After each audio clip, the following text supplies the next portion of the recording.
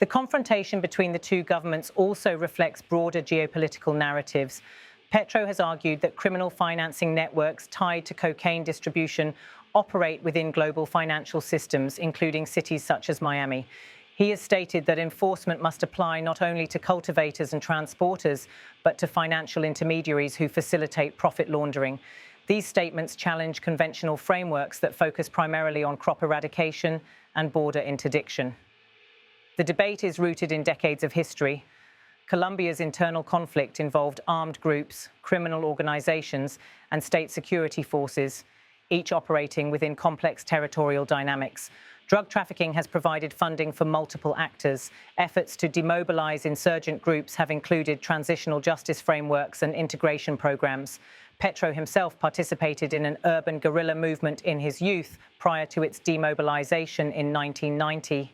His political career emerged within the context of the shift towards civilian political processes after demobilization.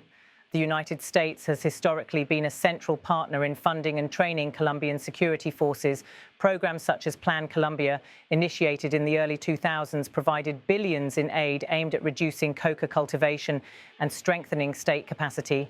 Evaluations of these programs indicate reductions in certain trafficking routes, but also note recurring patterns of re-expansion in remote regions.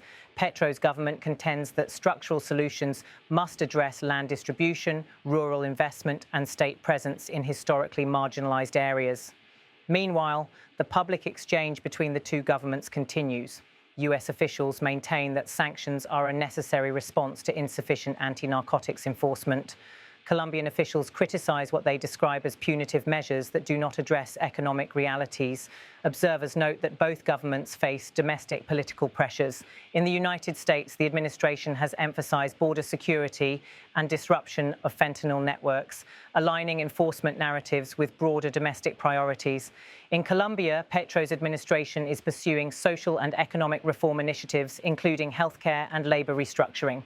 The sanctions may influence political dynamics not only in foreign policy, but also within Colombia's internal debates. The deployment of the US aircraft carrier group adds a strategic military dimension to the situation.